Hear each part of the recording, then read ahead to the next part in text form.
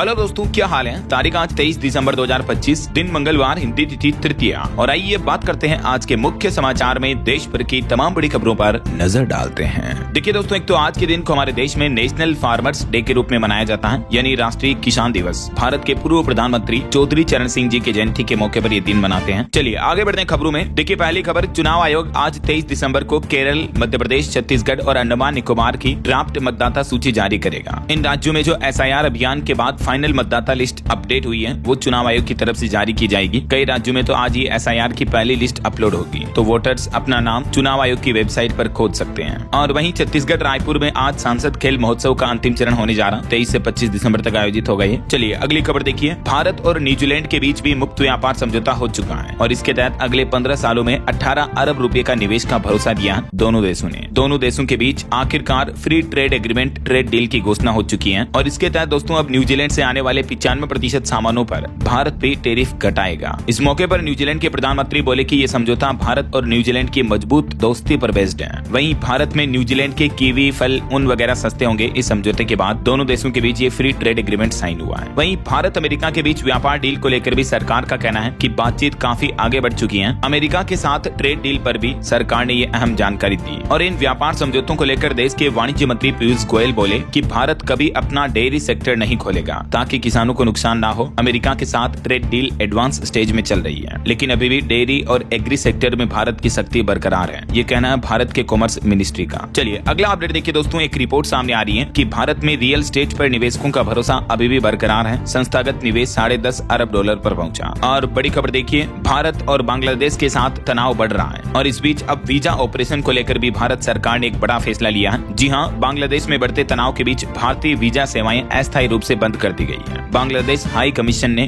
भारत में अपनी ये वीजा सर्विस रोकी है और सुरक्षा का हवाला दिया और कहा कि हादी हत्याकांड के आरोपी के भारत भागने की जानकारी अभी तक नहीं है, क्योंकि बांग्लादेश में पिछले कुछ दिनों से हालात काफी भयावह चल रहे हैं। देखिए अब तो एक NCP के वरिष्ठ नेता के सिर में भी गोली मारी, कई लोगों को अभी जिंदा जला दिया गया था कुछ दिन पहले। और वहीं बांग्लादेश में जो हिंदुओं, अल्पसंख्यकों पर अत्याचार हो रहा है, उसके खिलाफ VHP यानी विश्व हिंदू परिषद का कहना है कि देशव्यापी प्रदर्शन करेगी VHP। बांग्लादेश में हो रही हिंदुओं की हिंसा की निंदा करते हुए VHP का यह कहना है कि आज और कल 23-24 दिसंबर को देश के हर जिले में विरोध प्रदर्शन करेगी विश्व हिंदू परिषद। और वहीं देखिए, बांग्लादेश की पूर्व प्रधानमंत्री शेख हसीना भी बोली कि यूनुस की सह से बांग्लादेशी हिंदुओं पर हमले हो रहे हैं। आतंकियों को जेल से रिहा किया बांग्लादेश सरकार ने और सरकार भारत के खिलाफ भड़काऊ बयान भी दे रही है। ये कहना है शेख हसीना का। चलिए अगली खबर देखिए दोस्तों। फरवरी 2026 से बदल जाएगा हमारे देश में महंगाई और GDP मापने का तरीका। जी हाँ, सरकार एक नई सीरीज जारी करेगी। अभी 14 साल पुराने आंकड़ों के आधार पर ये डेटा कैलकुलेट होते हैं, लेकिन अब GDP और IIP के लिए नया आधार वर्ष जो होगा वो 2022-23 होगा और वहीं रिटेल महंगाई के लिए बेस ईयर 2024 माना जाएगा। सरकार की तरफ से इसको लेकर तैयारी भी पूरी कर ली गई है। 12 फरवरी 2026 जब ये नए आंकड़े जारी किए जाएंगे, तब इन नए डेटा और नई कैलकुलेशन के आधार पर अब हमारे देश में महंगाई वगैरह जज की जाएगी, है ना। और वहीं एक चौंकाने वाली रिपोर्ट सामने आ रही है दोस्तों। देखिए IMF ने भारत और पाकिस्तान को एक जैसा ग्रेड C क्यों दिया। 8.2% GDP ग्रोथ पर विपक्ष ने भी अब सवाल उठाए हैं। विपक्ष ने कहा कि क्या सच में आंकड़ों में गड़बड़ है। ये भारत की इकोनॉमी का रिपोर्ट कार्ड आप देख सकते हैं। अलग अलग सेक्टर में भारत को इसमें C ग्रेड मिली है। C का मतलब बहुत कमजोर है भारत अभी भी इन हिस्सों में, जबकि ये हमारे पड़ोसी देश पाकिस्तान की इकोनॉमी का ग्रेड कार्ड है, जो कि IMF यानी इंटरनेशनल मॉनेटरी फंड की तरफ से जारी किया गया। और वहीं एक रिपोर्ट सामने आ रही कि हमारे देश में 8 प्रमुख उद्योगों के पिछले महीने नवंबर के उत्पादन में लगभग 2% तक की बढ़ोतरी हुई है, जिसमें शामिल है सीमेंट उद्योग, इस्पात, उर्वरक क्षेत्र ने मजबूत प्रदर्शन किया है। चलिए बड़ी खबर देखिए। उत्तर प्रदेश के इस जिले में आज गरजेगा बुलडोजर और 3 जनवरी 2026 तक अभियान चलाया जाएगा। जी हाँ, यूपी के बलरामपुर में नगर पालिका की तरफ से अवैध अतिक्रमण को हटाने के लिए ये विशेष अभियान चलाया जा रहा। अवैध निर्माण को तोड़ा जाएगा बुलडोजर के जरिए, है ना। और बड़ी खबर देखिए, अरावली पर्वतमाला को बचाने के लिए राजस्थान के कई जिलों में फिर से आंदोलन देखने को मिल रहा है। जोधपुर में लाठीचार्ज हुआ, कई शहरों में राजस्थान में पुलिस और प्रदर्शनकारी भीड़े। सीकर जिले में हर्ष पर्वत पर चढ़े लोग। अरावली पर्वत श्रृंखला में खनन को मंजूरी मिलने से नाराज लोगों ने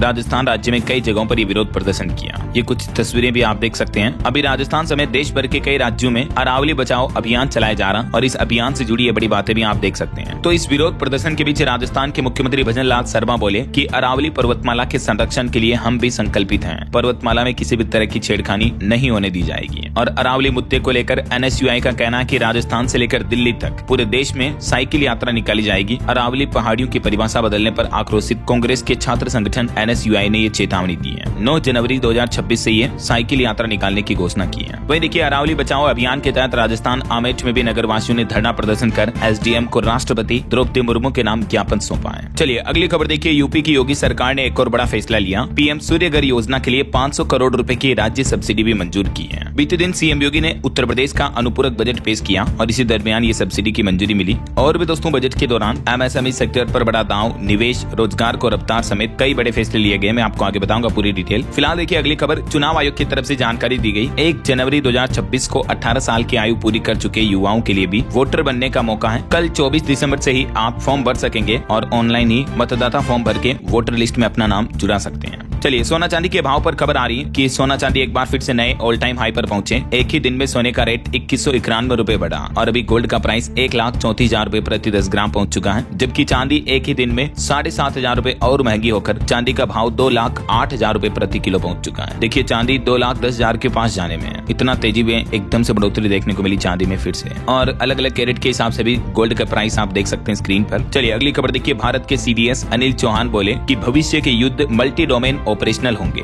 आतंकवाद से निपटने के लिए ऑपरेशन सिंदूर जैसा एक्शन जरूरी है और परमाणु देशों के बीच हमें संतुलन बनाना होगा। वहीं खबर आ रही सरकार एक नया प्लान कर रही। देखिए अब फास्टैग से न सिर्फ आपकी गाड़ी का टोल टैक्स कटेगा बल्कि पार्किंग से लेकर पेट्रोल भरवाने तक का पेमेंट भी आप फास्टैग से कर पाएंगे। सड़क परिवहन मंत्रालय इस तरह की योजना लेकर आ रहा और इस पर पहले से ही 6 महीने का ट्रायल हो चुका है, जो ट्रायल भी सफल रहा। तो अब नए साल 2026 में आपको फास्टैग मल्टीपर्पज देखने को मिलेगा, यानी एक ही फास्टैग से अलग अलग तरीके की भुगतान आप कर पाएंगे। ये देख सकते हैं किन किन सुविधाओं के लिए फास्टैग का इस्तेमाल कर पाएंगे। टोल टैक्स के लिए पेट्रोल पंप पर, ईवी चार्जिंग स्टेशन पर, फूड आउटलेट, वाहन मेंटेनेंस, सिटी एंट्री चार्ज समेत यात्रा के दौरान अन्य सुविधाओं का भुगतान भी आप फास्टैग से कर सकेंगे जल्दी, है ना। चलिए अगली बड़ी खबर देखिए। चौंकाने वाली रिपोर्ट सामने आ रही है कि रूसी सेना में अब भी 50 भारतीय फंसे हुए हैं। यूक्रेन जंग में 26 भारतीयों की पहले से ही मौत हो चुकी है। रूस यूक्रेन युद्ध के दौरान भारतीय लोगों को जबरदस्ती वहां की सेना में भर्ती किया गया और 50 भारतीय लोग अभी भी फंसे हुए हैं। केंद्र सरकार की तरफ से खुद ये डेटा जानकारी दी गई। देखिए एक और भारतीय युवक का मामला सामने आ रहा। यूक्रेनी सेना की कैद में है गुजरात का एक छात्र है। उसने वीडियो बनाकर भेजा और कहा कि ड्रग्स केस में फंसाकर मुझे रूसी सेना में जबरन भर्ती कराया गया और फिर उसे जंग पर भेजा गया तो यूक्रेन की सेना ने उनको बंदी बना रखा। अभी ये गुजरात का एक स्टूडेंट है जो पढ़ाई करने के लिए गया था वहाँ। चलिए अगली खबर देखिए दोस्तों। बीते दिन एयर इंडिया के विमान में ट्रेजेडी देखने को मिली। एक इंजन हवा में बंद हो गया तो दूसरे इंजन से दिल्ली में इमरजेंसी लैंडिंग की गई। 335 यात्रियों को मुंबई ले जा रहा था ये विमान। वहीं खबर है 2000 साल पुरानी तकनीक का जहाज पोरबंदर से ओमान जाएगा। लकड़ी के तख्तों, नारियल के रस्सियों से इसको तैयार किया गया है जो कि हवा के सहारे चलेगा। गुजरात के पोरबंदर से इस जहाज को ओमान भेजा जाएगा। इस रूट पर जाएगा। ये काफी लंबी दूरी है। और एक बड़ी दुख भरी खबर देखिए दोस्तों। पंजाब के पूर्व आईजी ने खुद को गोली मारी। अभी ये अस्पताल में भर्ती है। काफी सीरियस हालत चल रही है। और 12 पेज का इन्होंने एक खुद का नोट लिखा जिसमें इन्होंने लिखा कि इनके साथ 8 करोड़ का ऑनलाइन फ्रॉड हुआ। वेल्थ इक्विटी एडवाइजर बताकर ठगों ने इनसे पैसे ठगे। शेयर मार्केट ट्रेडिंग में निवेश करने के नाम पर झांसा दिया और फर्जी प्रॉफिट बताकर इनके साथ कुछ इस तरह से ठगी हुई। आए दिन मैं आपको बताता रहता हूँ दोस्तों, इस तरह के साइबर क्राइम के मामले देखने को मिलते रहते हैं और लोग बाग इनकी ठगी में फंस जाते हैं, तो सावधान रहें आप। एक और घटना देखिए। ये गुजरात के अहमदाबाद में 2 करोड़ 21 लाख की ठगी से बचे 3 बुजुर्ग और इनकी हालत ये थी कि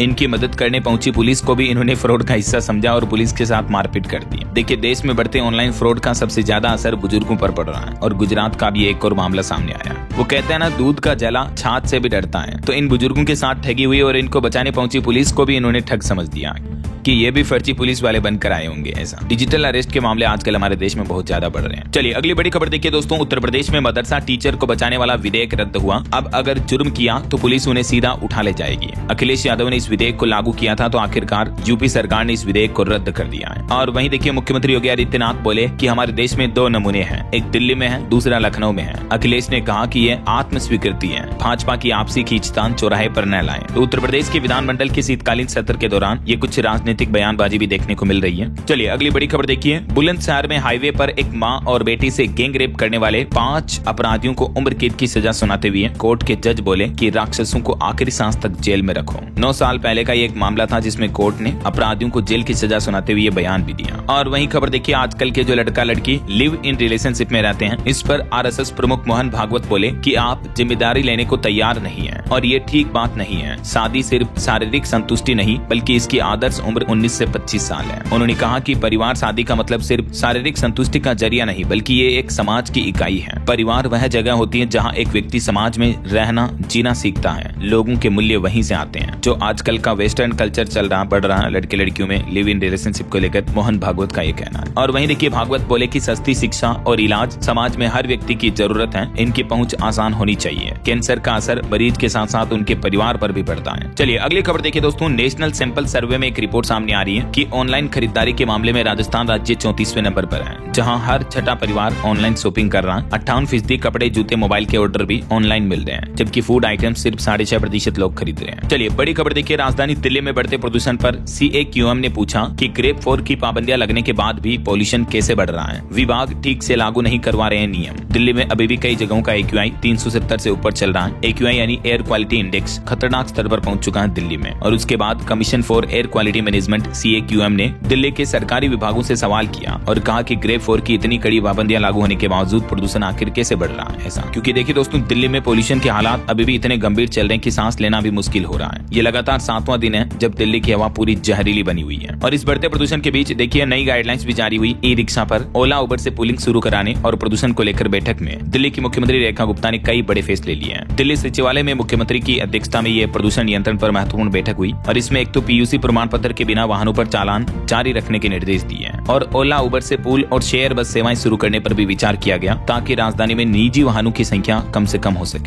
और ई-रिक्शा संचालन को भी बढ़ावा देने के लिए गाइडलाइंस जारी की जाएगी जल्दी। और दोस्तों पॉल्यूशन सर्टिफिकेट पर तो दिल्ली सरकार का कहना है कि हर हाल में वसूले जाएंगे 10,000। दिल्ली में अब माफ नहीं होगा PUC चालान। मुख्यमंत्री रेखा गुप्ता बोली कि जरूरत पड़ी तो कोर्ट तक जाएंगे। और दिल्ली में इसी अभियान का असर दिख रहा है। देखिए PUC प्रमाण पत्र जारी होने का भी नया रिकॉर्ड बन गया। 25 साल में पहली बार आंकड़ा एक ही दिन में 50,000 के पार पहुंचा। ज्यादा से ज्यादा लोग बाग अब अपनी गाड़ी का PUC सर्टिफिकेट बनवा रहे हैं। बहरहाल अभी तो अपन कुछ और महत्वपूर्ण और काम की खबरें देखेंगे दोस्तों, लेकिन फिलहाल वक्त तो चला है आज के ताजा मौसम समाचार जानने का। और हाँ, एक छोटी सी रिक्वेस्ट आपसे ये है कि अगर आप DLS न्यूज चैनल से अभी तक भी जुड़े नहीं हो तो जुड़ जाइए। DLS न्यूज चैनल को सब्सक्राइब करके बेल आइकन जरूर दबा दीजिएगा और इस वीडियो पर एक लाइक और शेयर भी कर देना ताकि आपको रोजाना की ताजा खबरें, महत्वपूर्ण मुख्य समाचार, काम की न्यूज अपडेट सबसे पहले आपके मोबाइल पर मिलते रहेंगे। ओके, और चलिए बिना टाइम वेस्ट किए सीधा आगे बढ़ते मौसम अपडेट में। तो देखिए राजधानी दिल्ली में एयरपोर्ट पर भी मौसम की मार दिख रही है। बीते दिन भी 500 से ज्यादा उड़ानें लेट हुई, 14 फ्लाइट्स कैंसिल हुई, औसतन 30 मिनट से ज्यादा देरी से चल रही फ्लाइट्स भी। वैसे दिल्ली के अलावा भी देश भर के कई राज्यों में घना कोहरा छाया हुआ है। मध्य प्रदेश, राजस्थान, हरियाणा समेत कई जगहों पर विजिबिलिटी 30 मीटर से भी कम चल रही है। जम्मू कश्मीर में तो 1 फीट तक बर्फबारी भी देखी गई। उसके बाद मुगल रोड बंद हुआ। यूपी, झारखंड में ठंड की वजह से 4 लोगों की मौत भी हो गई। इतनी कड़ाके की ठंड देखने को मिल रही है। ये कुछ राज्यों की स्थितियां देखिए आप। मध्य प्रदेश में तो इतना तेज कोहरा पड़ रहा है कि ब्लाइंड मॉर्निंग सी हो रही है। मतलब सुबह सुबह तो दिख भी नहीं रहा, 50 मीटर भी दिखाई नहीं दे रहा। विजिबिलिटी इतनी कम हो रही है। इस वजह से सड़कों पर एक्सीडेंट का खतरा भी बढ़ रहा है। कुछ यही हालात राजस्थान में भी देखने को मिल रहे हैं। देखिए जयपुर पहुंची 2 फ्लाइट हवा में ही अटक गई। कोहरे में छुप रहे हैं पूरे शहर। और राजस्थान में भी कल से तेज सर्दी पड़ने की चेतावनी है। 4 डिग्री तक और गिरेगा तापमान। अब दिन भी ज्यादा ठंडे होंगे। उत्तर प्रदेश में भी लखनऊ समेत यूपी के 25 जिलों में घने कोहरे की चेतावनी है। 25 दिसंबर से ठंड और बढ़ेगी यूपी में भी। और बीते दिन भी देखिए कोहरे की वजह से यूपी में कई बड़े सड़क हादसे हो गए। पूर्वांचल एक्सप्रेसवे पर कार टकराई जिसमें बाप बेटे समेत 3 लोगों की मौत हो गई। 26 जिले तो उत्तर प्रदेश के शिमला से भी ठंडे चल रहे हैं और 40 शहरों में घना कोहरा छाया हुआ है। इस वजह से 100 ट्रेनें भी लेट हुई। इधर छत्तीसगढ़ में भी देखिए दोस्तों पेंड्रा मेन पार्ट में जमी ओस की बूंदे, घनी धुंध छाई। अंबिकापुर में पारा 4.5 डिग्री के लगभग चल रहा है। तापमान में उतार चढ़ाव की वजह से मौसमी बीमारियां भी बढ़ रही हैं। हालांकि छत्तीसगढ़ में तो 3 दिन बाद राहत के आसार हैं, लेकिन फिर भी कड़ाके की ठंड और कोहरे का दोहरा असर देखने को मिल रहा है। इधर बिहार में ठंड के चलते 11 जिलों में स्कूल भी बंद पड़े हैं। बिहार के 5 जिलों का तापमान तो 10 डिग्री से भी नीचे चल रहा है और आने वाले दिनों में 3 डिग्री और गिरेगा पारा, यानी ठंड और बढ़ेगी। हरियाणा में भी कोहरे का कहर देखिए। करनाल में डिवाइडर भी नहीं दिख रहे, टकराकर बाइक सवार की मौत हो गई। रात्रिकालीन बसों की सेवाओं पर भी GM ने अब बैठक भी बुलाई है। पंजाब में भी अगले 6 दिन धुंध का अलर्ट है। जालंधर में ट्रक और 2 बसों की टक्कर हो गई कोहरे में। और पहाड़ी राज्य हिमाचल में देखिए ऊंची चोटियों पर फ्रेश स्नोफॉल देखने को मिला है। किन्नौर, लाहौल स्पीति में बर्फीली हवाएं चल रही, बर्फ देखने पहुंच रहे हैं टूरिस्ट भी। कुल मिलाकर देश के कई हिस्से अभी ठंड की भयंकर चपेट में चल रहे हैं। ठंड, कोहरा और बर्फबारी से मौसम का मिजाज बदल रहा है। वहीं एक और बड़ी चेतावनी आ रही कि जलवायु संकट भी गहराता जा रहा दुनिया भर में। ये साल 2025 बन सकता है अब तक का दूसरा या तीसरा सबसे बड़ा गर्म साल। WMO की तरफ से भी चेतावनी जारी की गई। बाकी और भी दोस्तों अगले 24 घंटों के दौरान देश के किन किन राज्यों में कोहरा छाने की चेतावनी है, जिसकी जानकारी भी आप देख सकते हैं स्क्रीन पर। ओके, और और चलिए मौसम के बाद अब अपन कुछ मार्केट अपडेट्स पर नजर डाल लेते हैं। देखिए बीते दिन भारतीय शेयर बाजार में अच्छी खासी तेजी देखने को मिली। सेंसेक्स 638 अंक चढ़कर 85,567 पर पहुंचा और निफ्टी भी 206 अंक की तेजी के साथ 26,172 पर बंद हुआ। निवेशकों के लिए खबर आ रही है, आज से एक और आईपीओ खुलने जा रहा है जिसका प्राइस बैंड 186 रुपए तय किया है। भाई काकाजी पॉलीमर्स का आईपीओ आज ओपन होगा। और वहीं देखिए एफएसआईबी ने ब्रजेश कुमार सिंह को केनरा बैंक के नए एमडी और सीईओ पद के लिए चुना है। चलिए आगे बढ़ते खबरों में। देखिए सरकारी छुट्टियों पर अपडेट आ रहा कि सरकारी कर्मचारियों को 730 दिन चाइल्ड केयर लीव के रूप में मिलेंगे। अगर कोई सिंगल फादर है तो भी उन्हें मैटरनिटी लीव की तरह छुट्टियां मिलेगी। नए नियम में ड्यूटी पर घायल होने पर 2 साल का विशेष अवकाश भी दिया जाएगा सरकारी कर्मचारियों को। दरअसल मध्य प्रदेश के 6.5 लाख से भी ज्यादा कर्मचारियों के लिए राहत की खबर है दोस्तों। 1 जनवरी 2026 से ही छुट्टियों का पूरा कैलेंडर बदलने जा रहा एमपी में और अब मध्य प्रदेश में सरकारी कर्मचारियों को कई और नई छुट्टियां भी मिलेगी। देखिए साल की शुरुआत में ही खाते में आ जाएगी ईएल यानी अर्निंग लीव। शिक्षकों और प्रोफेसरों को भी मिलेगी 10 दिन की एक्स्ट्रा ईएल। ड्यूटी पर घायल होने वाले कर्मचारियों को 2 साल तक विशेष अवकाश दिया जाएगा। सीएल के साथ जुड़ जाएगी मेडिकल लीव भी और प्रोबेशनर्स के लिए भी छुट्टियों को लेकर सरकार ने नियम स्पष्ट किए हैं। चाइल्ड केयर लीव के रूप में दूसरे साल 80% वेतन दिया जाएगा, यानी सवैतनिक अवकाश ले सकेंगे सरकारी कर्मचारी, है ना। तो ये दोस्तों छुट्टियों को लेकर मध्य प्रदेश सरकार की तरफ से कुछ अतिरिक्त नए नियम लागू किए गए हैं, जिसमें देखिए एक तो चाइल्ड केयर लीव यानी सीसीएल में सेरोगेसी और सिंगल फादर भी अब शामिल होंगे। इसके अलावा सरकारी कर्मचारी एडवांस में भी अपनी छुट्टियां ले पाएंगे। चलिए अगली बड़ी खबर आ रही है। देश का अब तक का सबसे बड़ा डेटा लीक सामने आया है। 68 करोड़ ईमेल पासवर्ड बाहर हुए यानी लीक हो चुके हैं इंटरनेट पर। मध्य प्रदेश साइबर एजेंसी की तरफ से यह हाई अलर्ट जारी किया गया, जिसमें कहा गया है कि देश के करोड़ों लोगों की निजी जानकारियां, ईमेल और पासवर्ड लीक हुए हैं। लगभग देश भर के 68 करोड़ से भी ज्यादा लोगों का डेटा खतरे में है। एमपी स्टेट साइबर सेल ने लोगों को कहा कि तुरंत आप अपने जीमेल वगैरह या किसी भी ईमेल अकाउंट का पासवर्ड रीसेट करें, पासवर्ड बदल दें, ऐसा ताकि आपके बैंक खाते, सोशल मीडिया अकाउंट्स वगैरह भी सुरक्षित रहेंगे। आपका ईमेल हैक होने के साथ ही कई बड़े खतरे बढ़ जाते हैं, आपके साथ स्कैम होने के चांसेस बढ़ जाते हैं, समझ रहे हो। तो पहले से आप अपने ईमेल वगैरह के पासवर्ड को चेंज कर लें। और भी इस बारे में डिटेल जानकारी मैंने कल ही डीएलएस न्यूज चैनल पर इस अलग से वीडियो में बताई है, तो अगर आपने ये वीडियो नहीं देखा है तो जरूर देख लीजिएगा ना। चलिए फिलहाल देखिए अगली खबर बॉलीवुड से अपडेट आ रहा। अजय देवगन की फिल्म दृश्यम 3 की रिलीज डेट सामने आ चुकी है। मेकर्स ने इसका टीजर भी जारी किया। ये फिल्म 2 अक्टूबर 2026 को सिनेमाघरों में रिलीज होगी है ना। और जो अभी धुरंधर फिल्म चल रही है, इसका बॉक्स ऑफिस कलेक्शन काफी अच्छा हुआ, 600 करोड़ क्लब की तरफ दौड़ी धुरंधर। और इसके साथ ही ये फिल्म साल 2025 की दूसरी हाईएस्ट ग्रोसिंग फिल्म बन चुकी है। इसका वर्ल्ड वाइड कलेक्शन तो 805 करोड़ हो चुका है। छावा और सैयारा जैसी फिल्मों को भी पीछे छोड़ा। और वहीं बॉलीवुड से खबर है, अभिनेता नुकुल मेहता को डू यू वाना पार्टनर के लिए अवार्ड मिला। फैंस के साथ बांटी खुशियां भी। चलिए कुछ पॉलिटिक्स के अपडेट देखिए दोस्तों। महाराष्ट्र पुणे नगर निगम चुनाव 2026 में अजीत ने कांग्रेस के साथ गठबंधन करने की अटकलें जताई है। महाराष्ट्र डिप्टी सीएम ने कांग्रेस नेता को फोन भी किया और इसमें भाजपा भी अकेले चुनाव लड़ सकती है। वैसे महाराष्ट्र निकाय चुनाव के जो नतीजे आए अभी, जिसमें एनडीए को 207 सीटें मिली, सबसे ज्यादा भाजपा की सीटें जीती हैं। और इसके साथ ही दोस्तों अरुणाचल प्रदेश निकाय चुनाव में भी बीजेपी ने 170 सीटें जीती, पीपीए को 28 सीटें मिली हैं। वहीं देखिए भारतीय राष्ट्र समिति बीआरएस नेता के कविता ने एक नई राजनीतिक पार्टी बनाने का भी ऐलान किया और ये पार्टी 2029 का विधानसभा चुनाव भी लड़ेगी। सितंबर में बीआरएस से निकाला गया था इनको। इधर देखिए पश्चिम बंगाल की मुख्यमंत्री ममता बनर्जी का कहना है कि इलेक्शन कमीशन सरकार को बिना बताए ऑब्जर्वर बना रहा है। पश्चिम बंगाल की वोटर लिस्ट से एसआईआर में 58 लाख नाम हटाए गए। और इधर कांग्रेस से सोनिया गांधी बोली कि पीएम मोदी मजदूरों का पैसा बढ़ने नहीं देना चाहते हैं। मनरेगा खत्म होगा तो करोड़ों गरीब लोग बेरोजगार होंगे, साल भर काम की गारंटी खत्म हो जाएगी। दरअसल हाल ही में आपको पता होगा जो मनरेगा की जगह सरकार नया जी राम जी बिल लेकर आई है, जिसको अब तो राष्ट्रपति की भी मंजूरी मिल चुकी है। तो इस बिल का अभी भी कांग्रेस और विपक्षी नेता विरोध प्रदर्शन कर रहे हैं। और अब तो ये विरोध प्रदर्शन न सिर्फ राजनीतिक पार्टियों तक सीमित रहा है, बल्कि देखिए बड़ी खबर, जी राम जी कानून के खिलाफ सड़कों पर उतरेगा अब संयुक्त किसान मोर्चा भी,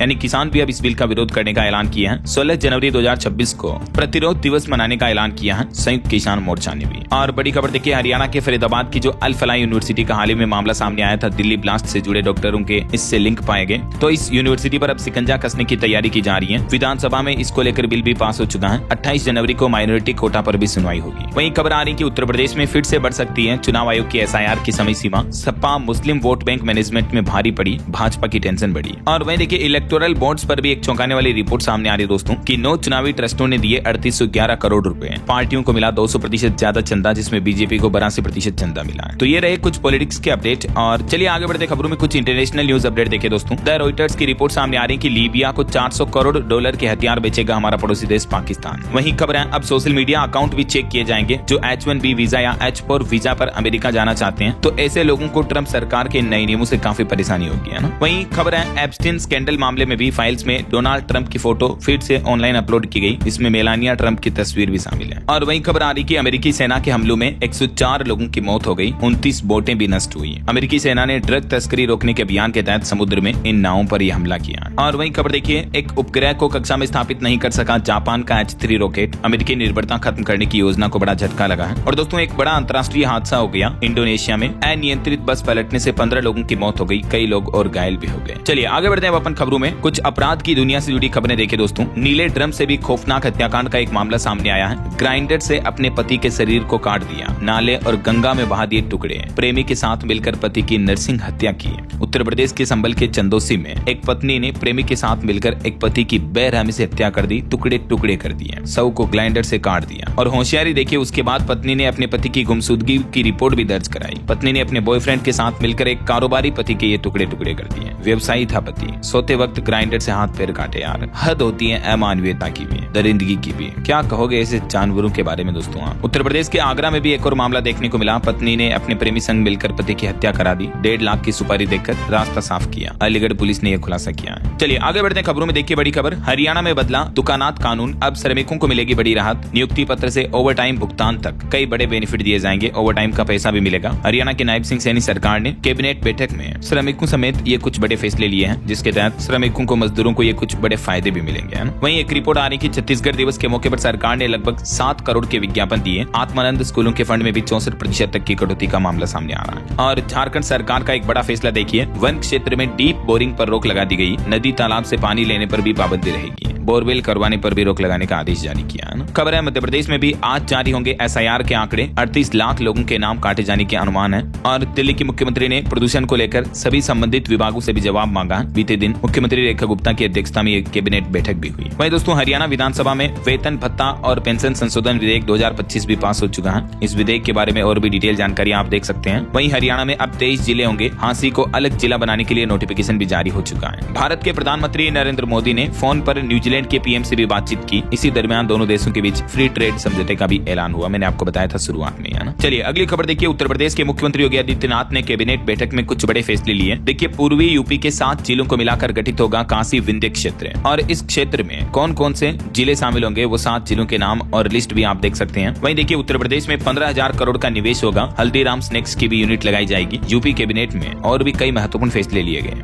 इसके साथ ही उत्तर प्रदेश की विधानसभा में अनुपूरक बजट 2025-26 भी पेश हुआ। टोटल 24,497 करोड़ का बजट पेश किया योगी सरकार ने। सेहत, बिजली व उद्योगों के लिए भी 13,000 करोड़ रुपए बजट में रखे हैं। और भी इस बजट में अलग अलग क्षेत्रों के लिए सरकार ने कितना बजट तय किया है, इसकी जानकारी भी आप देख सकते हैं स्क्रीन पर। तो ये यूपी के अनुपूरक बजट की कुछ मुख्य बातें रही। और इस अनुपूरक बजट में OBC छात्रों के लिए भी 362 करोड़ रुपए दिए गए। दिव्यांग जनों का भी विशेष ख्याल रखा गया है। वहीं खबर आ रही दोस्तों, सीमेंट सेक्टर में अदानी ग्रुप ने एक बड़ा दांव खेला। अंबुजा में होगा ACC और ओरिएंट कंपनियों का विलय, बोर्ड की मंजूरी मिल चुकी है। और खबर आ रही, आधार कार्ड और डिजिटल पेमेंट पर सरकार का मास्टर स्ट्रोक। जन कल्याणकारी योजनाओं में गड़बड़ी 13% घटी है इस नए डिजिटल टैक्स सिस्टम के जरिए। और खबर आ रही, भारत ने लिया पाकिस्तान के दुश्मन की मदद करने का एक बड़ा फैसला। विदेश मंत्रालय की तरफ से यह बड़ा ऐलान किया गया। भारत ने अफगानिस्तान की ये मदद करने की ऐलान की है। हेल्थ के सेक्टर में ये अफगानिस्तान की मदद की जा रही है। वहीं एक रिपोर्ट सामने आ रही कि जेनेरिक से इनोवेशन की ओर शिफ्ट करता भारतीय फार्मा 2047 तक $500 अरब का उद्योग बनाने का लक्ष्य तय किया है फार्मास्यूटिकल इंडस्ट्री का। और खबर है, चीनी दूतावास ने भी भारतीयों के लिए लॉन्च किया ऑनलाइन वीजा सिस्टम। अब दस्तावेज जमा कराना आसान होगा। वहीं BCCI ने महिला क्रिकेटरों को बड़ी सौगात दी। घरेलू महिला खिलाड़ियों और मैच अधिकारियों की फीस में ऐतिहासिक बढ़ोतरी की है। कितनी बढ़ोतरी की गई देख सकते हैं आप। और इससे महिला खिलाड़ियों को अब ज्यादा वेतन, ज्यादा मूल्य मिल पाएगा खेलों में, है ना। वहीं वैज्ञानिकों की एक चेतावनी देखिए, इस सदी के अंत तक अमेज़न के 38% जंगलों पर विलुप्ति का खतरा मंडराया हुआ है। पूरी जलवायु प्रणाली प्रभावित हो जाएगी अगर अमेज़न के जंगलों का इतना बड़ा हिस्सा खत्म हो जाता है तो। क्योंकि जलवायु परिवर्तन यानी क्लाइमेट चेंज का असर दुनिया भर में दिख रहा है। इस वजह से गर्मी बढ़ रही है, जंगल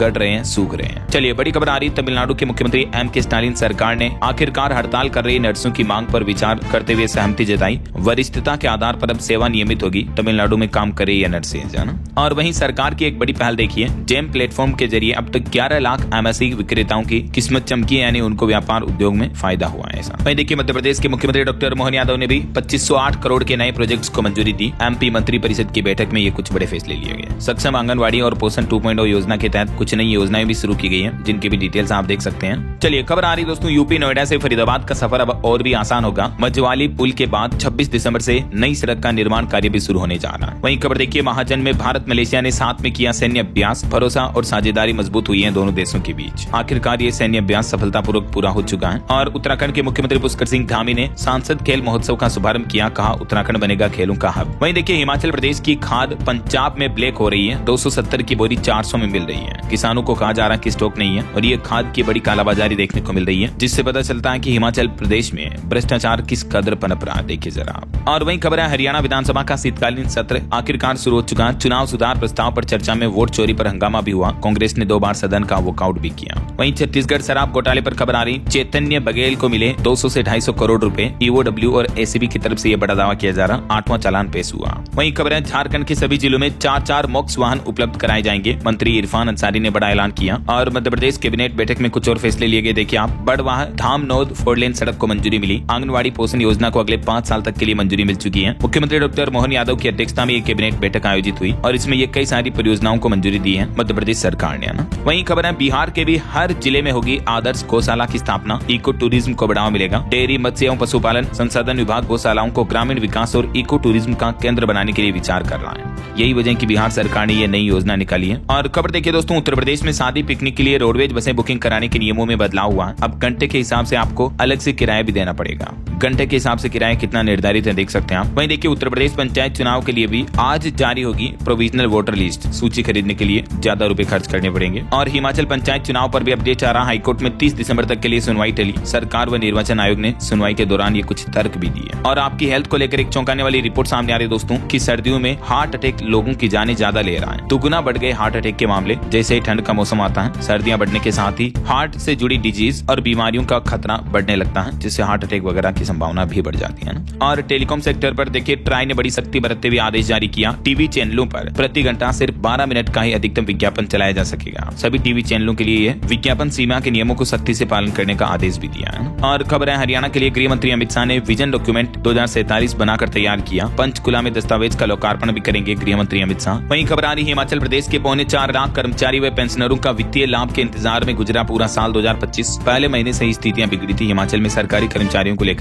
चौंकाने वाली रिपोर्ट सामने आ रही है। यूपी वासियों के लिए एक और अच्छा अपडेट है। गोरखपुर प्रयागराज के बीच 1 जनवरी 2026 से चलेगी 2 जोड़ी माघ मेला स्पेशल ट्रेनें भी, जिससे कि श्रद्धालुओं को राहत मिलेगी, है ना। और वहीं खबर है, यूपी पंचायत चुनाव की तैयारियों के लिए भी योगी सरकार ने दिए 200 करोड़ रुपए। अब 6 फरवरी को जारी होगी वोटर लिस्ट भी। और बिहार प्रयाग ग्रुप पर देखिए, ईडी ने बड़ा शिकंजा कसा। बिहार, बंगाल और असम में 116 करोड़ की संपत्तियां भी जब्त की हैं ईडी ने इस ग्रुप पर बड़ी कार्रवाई के चलते हैं। और गोवा अग्निकांड मामले पर खबर आ रही दोस्तों, जिस क्लब में आग लगी थी तो उसके लूथरा भाइयों को थाईलैंड से भारत ला चुकी पुलिस और अभी उनकी हिरासत और बढ़ा दी है। खोसला के खिलाफ भी लुकआउट सर्कुलर जारी किया सरकार ने। ओके, और चलिए दोस्तों, कुछ और एजुकेशनल अपडेट्स देख लेते हैं फटाफट से। देखिए, राजस्थान के जालोर में पंचों ने कुछ अनोखे फैसले लिए कि महिलाएं स्मार्टफोन नहीं चलाएंगी। पढ़ने वाली बच्चियां भी समारोह और घर से बाहर मोबाइल फोन नहीं ले जा सकेगी। दरअसल राजस्थान के जालोर जिले में पंचायत ने यह मनमाना फैसला सुनाया। 15 गाँव की बहू बेटियों को 26 जनवरी से कैमरे वाला फोन यूज करने पर ही बैन लगा दिया। देखिए जरा। हालांकि कई जगहों पर इस फैसले का विरोध भी देखने को मिल रहा है। और वहीं खबर आ रही, मध्य प्रदेश बना देश का पहला फेसलेस परिवहन विभाग। 2 साल में बदली आरटीओ की तस्वीर। परिवहन मंत्री बोले कि सेवाएं अभी पूरी तरह से ऑनलाइन हैं। और एमपी में इंदौर रीवा के बीच भी सीधी फ्लाइट सेवा शुरू हो चुकी है। टाइमिंग और किराए वगैरह भी आप देख सकते हैं। वहीं देखिए, छत्तीसगढ़ प्रशासन में बड़ा फेरबदल किया। सरकार ने 3 आईपीएस समेत 95 एएसपी और डीएसपी का ट्रांसफर कर दिया देर रात। ओके, और चलिए दोस्तों, कुछ एजुकेशनल अपडेट्स देख लीजिए फटाफट से। देखिए, हरियाणा में CSIR UGC net paper leak मामले पर बड़ा खुलासा सामने आ रहा है। एसीपी बोले कि लीक नहीं हुआ, बल्कि स्टूडेंट्स को प्रश्न पत्र देने की कहकर कबड्डी एकेडमी लाए। 2 लोग गिरफ्तार भी हो चुके हैं इस मामले में। और यूपी में 2158 पदों पर भर्ती के लिए आज से आवेदन शुरू हो चुके हैं। यूपीपीएससी ने विज्ञापन जारी किया। पशु चिकित्सा अधिकारी के भी 404 पद हैं। वहीं दोस्तों, यूपी होमगार्ड की लिखित परीक्षा की तिथियों की घोषणा भी हो चुकी है। 25 से 27 अप्रैल 2026 तक 3 दिन में होगा एग्जाम। चलिए अंत में आज के राशिफल पर नजर डाल लेते हैं। देखिए, धनु और तुला राशि वालों को प्रमोशन मिल सकता है। वहीं सिंह और वृश्चिक राशि वालों को भी रियल एस्टेट में फायदा होने के योग है। और भी कुछ अलग अलग राशियों का राशिफल आप देख सकते हैं स्क्रीन पर। और हाँ दोस्तों, आप मुझे कमेंट करके बताइए कि हाल ही में भारत के किस राज्य में एक नया जिला बनाया गया। कमेंट में लिखिए। सही जवाब देने वाले लोगों को रैंडमली सेलेक्ट होने पर डीएलएस न्यूज टीम की तरफ से एक शानदार सरप्राइज गिफ्ट जीतने का मौका मिलेगा। और इसी के साथ ही अगर आपको वीडियो अच्छा लगा तो इसे लाइक करना, शेयर भी करना। डीएलएस न्यूज चैनल को सब्सक्राइब करके